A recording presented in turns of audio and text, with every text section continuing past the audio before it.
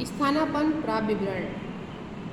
आज कंपनी का अगला जो टॉपिक हम पढ़ रहे हैं वो है स्थानापन्न प्राप्य विवरण, स्टेटमेंट इन लिeu ऑफ प्रोस्पेक्टस। आपको याद दिला दूँ बेटा कि मैंने आपको इससे पहले जो वीडियो आपको भेजी हुई थी उसमें प्राप्य विवरण का अर्थ हमने समझा था। अगर आपने वो समझा हुआ है तो उसी के संबंध में हम इस प्रलेख का उपयोग करते हैं। किस प्रकार इसका उपयोग करेंगे, तो ये क्या काम करता है स्थानापन्न प्राप्य विवरण, ये आज हम समझ रहे हैं। यह वह प्रलेख है जो प्राप्य विवरण के अभाव में तैयार किया जाता है। मतलब इस स्टेटमेंट को हम कब बनाते हैं, जब कंपनियां अपने प्रोस्पेक्टेड विवरण को नहीं बना पाती हैं, उसके अभाव में या जब वो नहीं बन पाता है तो उस कंडीशन में हम स्थानापन्न प्राप्य विवरण को तैयार करते हैं।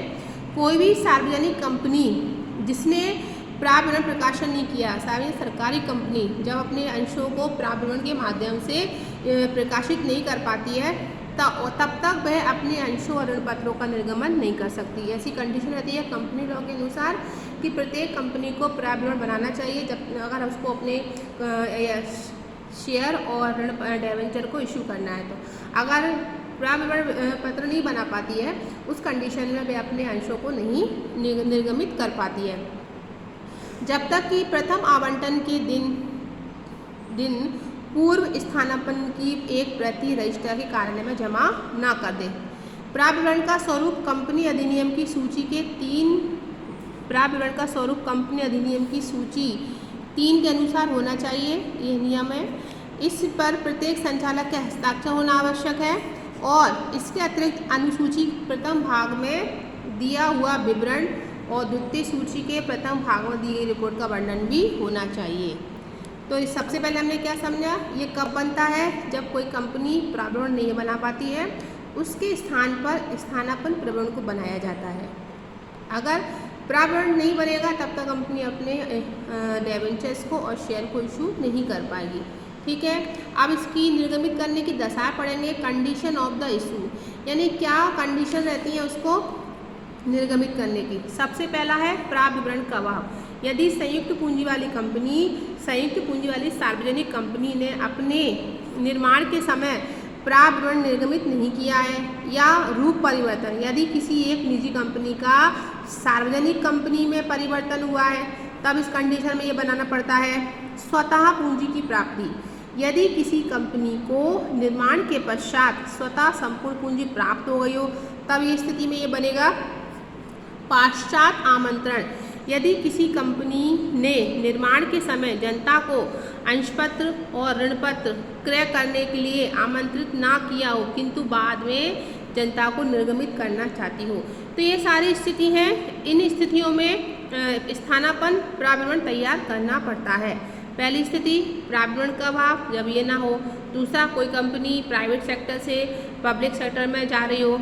इसके बाद कोई कंपनी ने पूंजी स्वतः प्राप्त कर ली उस कंडीशन में, और या ऐसी कंपनी जब उसने अंशों को, कंपनी का जब निर्माण हुआ है उस समय अंशपत्र और ऋणपत्र को नहीं क्रय करने के लिए आमंत्रण जनता को नहीं किया, लेकिन वो बाद में जनता को क्रय करे। तो इन 4 कंडीशंस में प्राप्य विवरण बनाया जाता है, स्टेटमेंट ऑफ लिeu ऑफ प्रोस्पेक्टस।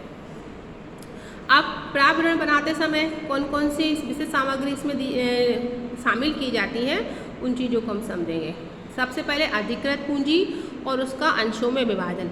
इसका मतलब ये होता है कि कंपनी की अधिकृत पूंजी यानी पूंजी कितनी है। जैसे कि मान लो कंपनी में एक छोटा सा उदाहरण मान लें, कंपनी की अधिकृत पूंजी 2 लाख है। अब 2 लाख पूंजी को कितने अंशों में बांटा हुआ, अगर हम मान के चलें कि 100 रुपये का एक अंश है तो 2 लाख की जो पूंजी होगी वो कितने अंशों में बढ़ जाएगी, 2000 अंशों में। तो इस प्रकार हमने इसे समझा अधिकृत पूंजी और उसका अंशों में विभाजन। उदाहरण के तौर पे अधिकृत पूंजी कितनी मानी हमने, 2 लाख, और एक अंश की अगर हम कीमत 100 रुपये रखते हैं तो उस अधिकृत पूंजी में शेयर की संख्या कितनी हो जाएगी, 2000 शेयर। ठीक है। शोधनीय पूर्वाधिकार अंशों का विवरण यदि कोई दिया हो तो नहीं है तो कोई इसका जरूरत नहीं रहती। संचालक, प्रबंध अभिकर्ता, सचिव और कोषाध्यक्ष के नाम पते, इसमें इन चीज़ों की ज़रूरत पड़ती है। डॉक्यूमेंट्स एक तरीके से प्रारंभिक व्ययों की मांग, क्रय की गई संपत्ति का प्रतिफल, अंकेक्षकों के नाम व पते और अभिगोपक संबंधी सूचनाएं। इसके अलावा इसमें और भी विषय सामग्री शामिल की जाती है, जैसे कि कंपनी की संपत्ति में संचालकों तथा अन्य पक्षों के हितों का वर्णन, महत्वपूर्ण अनुबंध जो डील होती है उसके संबंध में डेट और उसके बारे में पूरी समरी में समय, स्थान तथा जहां पर कंपनी के चिट्ठों और लाभान्वित खातों का निरीक्षण किया जाए, संचालकों तथा उनके नियुक्त प्रतिनिधियों के हस्ताक्षर। इस सभी विवरण को या विषय को हम स्थानापन्न प्रविवरण में शामिल करते हैं। अब आगे आज हम ये पढ़ेंगे, महत्वपूर्ण चीज़ है पार्षद सीमा नियम और पार्षद अंतर नियम। दोनों चीज़ पढ़ चुके हैं डिटेल से।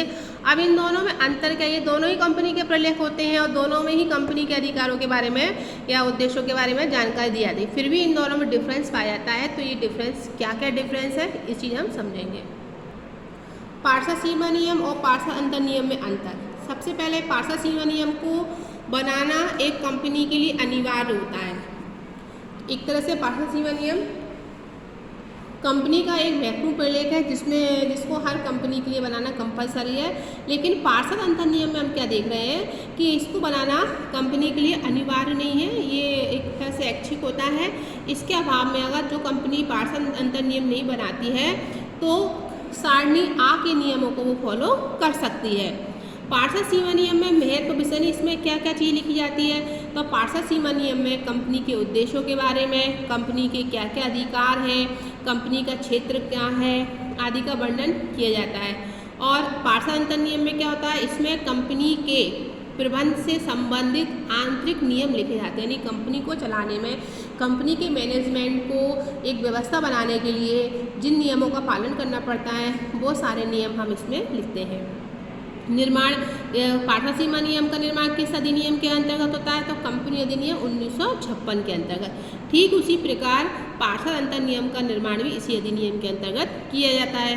प्रारूप, पार्षद सीमा नियम का जो प्रारूप यानी जो फॉर्मेट होता है वो निश्चित होता है, उसमें हम कोई चेंज नहीं कर सकते।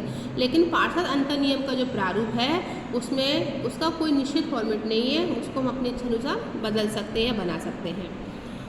पार्षद सीमा नियम का अगला अगर बात करें हम अगले अंतर की, यह प्रलेख कंपनी और बाहरी व्यक्तियों के बीच संबंध स्थापित करता है। यानी जो पार्षद सीमा नियम है, अगर जो भी व्यक्ति सप्लायर्स हैं या जिससे हम डील कर रहे हैं तो उसको पार्षद सीमा नियम कंपनी का पढ़ लेना चाहिए, क्योंकि ये सारी जानकारी कंपनी के संबंध में देता है। इसलिए पार्षद जो सीमा नियम है कंपनी और बाहरी व्यक्तियों के बीच में संबंध स्थापित करता है, जबकि पार्षद अंतर नियम केवल अंशधारकों और अधिकारियों के बीच संबंध स्थापित करता है, इसका बाहरी व्यक्ति से कोई संबंध नहीं होता। परिवर्तन की बात करें अब हम, परिवर्तन तो पार्षद सीमा नियम में आसानी से चेंजेस नहीं किए जाते। अगर उसमें हमको कुछ बदलना है कंपनी के क्षेत्र के संबंध में, अधिकार के संबंध में या व्यवसाय के संबंध में, तो उसकी सूचना कंपनी अधिनियम को देनी पड़ेगी और एक विशेष प्रस्ताव पारित करवाना पड़ेगा। मतलब एक तरह से एक बहुत लंबी प्रोसेस चलेगी, उस प्रोसेस के बाद ही हम उसमें कुछ चेंज कर सकते हैं। लेकिन इसमें पार्षद अंतर नियम में परिवर्तन करने के लिए अंशधारकों द्वारा विशेष प्रस्ताव पारित किया जाना अनिवार्य, विशेष प्रस्ताव पारित किया जाना पर्याप्त। अगर हम पार्षद सीमा नियम में कुछ चेंज करना चाहते हैं तो कंपनी के संचालकों द्वारा एक सभा बुलाकर उसमें हम चेंजेस कर सकते हैं। इसमें किसी विशेष रजिस्टर ऑफिस जाने की ज़रूरत नहीं रहती, कंपनी के अंदर इसके अंदर काम हो जाता है। सीमाएं, संचालक जो रहते हैं यानी कंपनी के जो ओनर रहते हैं वो पार्षद सीमा नियम में जो लिखे गए हैं उसके बाहर जाकर काम नहीं कर सकते, एक किस्म की लिमिटेशन होती है। और अंतर नियम में क्या होता है कि संचालक अंतर नियम के बाहर कार्य कर सकते हैं, पर लेकिन वो सीमा नियम का उल्लंघन ना करें। ज्ञान, यह आवश्यक है कि कंपनी से व्यवहार करने वाले हर व्यक्ति को पार्षद सीमा नियम का ज्ञान हो, यानी कंपनी से जो भी व्यवहार किया जाता है, ट्रांजैक्शन हो या डीलिंग हो या कोई मतलब कंपनी से जो संबंध रखता है उसको उस कंपनी के पार्षद सीमा नियम के बारे में जानकारी होना आवश्यक है, जबकि अंतर नियम की जानकारी होना एक प्रत्येक व्यक्ति को जानकर रखना आवश्यक नहीं है। पार्षद सीमा नियम का जो आकार होता है वो छोटा होता है, क्योंकि इसमें केवल मुख्य मुख्य बातों का ही वर्णन लिखा जाता है, और पार्षद अंतर नियम का आकार बड़ा होता है। पार्षद सीमा नियम पार्षद अंतर नियम द्वारा शासित नहीं होता, लेकिन जब कंपनी का पार्षद अंतर नियम जो बनाया जाता है वो सीमा नियम के द्वारा ही पारित किया जाता है। और एक लास्ट चीज़ इसमें महत्वपूर्ण है कि अगर हम पार्षद सीमा नियम के बाहर जाकर कोई काम करती है कंपनी, अगर अपने अधिकार क्षेत्र से अलग हट के कोई कार्य करती है तो वो उस कार्य को गैर कानूनी माना जाएगा और उसके लिए एक वैधानिक कार्रवाई की जा सकती है। जबकि पार्षद अंतर नियम सीमा नियम के द्वारा शासित होता है, अगर इसके बाहर किया गया अनुबंध न्यायालय में मान्य किया जा सकता है। ठीक है, तो ये सारी चीज़ें हमने क्या पढ़ी थी, पार्षद सीमा नियम और पार्षद अंतर नियम में। अभी हमने इसमें डिटेल से पढ़ा, अभी शॉर्ट में हम इसको समझ लें। सबसे पहले अनिवार्य क्या है, पार्षद सीमा नियम, अंतर नियम अनिवार्य नहीं है, ऐसे याद करना। ये महत्वपूर्ण प्रलेख है पार्षद सीमा नियम और पार्षद अंतर नियम महत्वपूर्ण प्रलेख नहीं है। इसके अभाव में हम कंपनी अधिनियम की सारणी आ की तालिका का नियम लागू कर सकते हैं।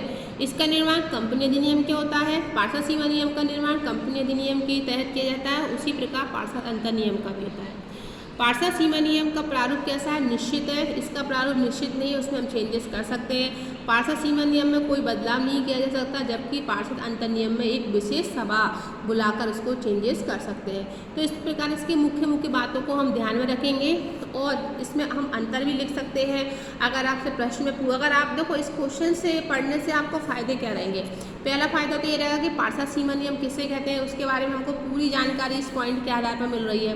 पार्षद अंतर नियम के बारे में हमको जानकारी मिल रही है।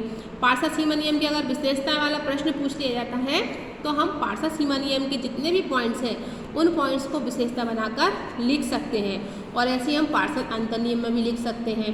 दोनों में अंतर तो वो आपके सामने है ही सही। तो एक क्वेश्चन याद करने से दोनों 3 से 4 प्रकार के क्वेश्चंस याद हो जाएंगे। ये सामने आपको एक फॉर्मेट दिख रहा है, ये क्या है, प्रमाण पत्र का नमूना, स्पेसिमेन ऑफ सर्टिफिकेट्स। इसमें क्या बताया गया है कि व्यापार करने के प्रमाण पत्र का नमूना। जब कंपनी अपनी सारी कार्रवाइयाँ पूरी कर लेती है तो उसको कानून कह सकते हैं अपन कंपनी अधिनियम द्वारा व्यापार प्रारंभ करने का इस प्रमाण पत्र मिल जाता है, जिसमें क्या लिखा रहता है ये आपको बनाना रहेगा। मैं प्रमाणित करता हूँ कि व्यापार प्रारंभ करने का प्रमाण पत्र भाग्य 2 कंपनी लिमिटेड महाकाल मार्ग उज्जैन कंपनी अधिनियम 1906 के अंतर्गत 1 फरवरी 17 को समावलित, यानी कंपनी के बारे में बताया गया ये कब समावलित हुई, यानी कंपनी का निर्माण कब हुआ है, जिसने आज निर्धारित प्रपत्र पर इस आशय की वैधानिक घोषणा प्रस्तुत कर दी है कि कंपनी अधिनियम ने धारा 149 की सभी शर्तों को पूरा कर दी है और व्यवसाय प्रारंभ करने के अधिकारी, यानी कंपनी को एक तरीके से देखा जाए तो उसको एक सर्टिफिकेट मिल गया है अपने व्यवसाय प्रारंभ करने का। एक और है समामेलन का, जब कंपनी का समामेलन पूरा हो जाता है, निर्माण हो जाता है, उस संबंध में भी एक फॉर्मेट बनाया जाता है। वो फॉर्मेट भी इस तरीके का है, उसमें भी क्या लिखा जाता है देख लीजिए आप। यह प्रमाणित करता हूँ, ये कौन बात कर रही है, कंपनी की भाग्योदय कंपनी, इसमें नाम लिखेंगे हम कंपनी और किस अधिनियम के तहत बनी है उसकी अधिनियम की धारा लिखेंगे, समामेलित हुई है और यह कंपनी सीमित दायित्व वाली कंपनी है, ये हम लिखेंगे कंपनी किस प्रकार की है। ग्वालियर में आज 1 अप्रैल 2017 को मेरे हस्ताक्षर से दिया गया फीस एंड ये सारे रजिस्ट्रार ऑफिस की कार्रवाई है, ये सील लगी है और जिस डेट में कंपनी का समामेलन हुआ उसका ये प्रमाण पत्र का नमूना है। तो ये सारी चीज़ हमने आज हम कंपनी का लगभग पूरा चैप्टर समाप्त कर चुके हैं। बहुत लॉन्ग चैप्टर था लेकिन इम्पोर्टेंट था। बिजनेस स्टडी में कंपनी को समझना, कंपनी के महत्वपूर्ण दस्तावेजों को समझना, कंपनी के जितने भी प्रलेख होते हैं उनके बारे में समझना, मैंने आपको सारी चीज़ क्लियर कर दी है एक एक क्रम बाय क्रम समझाकर। अब आई होप आप अच्छे से समझना, जो भी डाउट लगे वो हमसे पूछ लेना।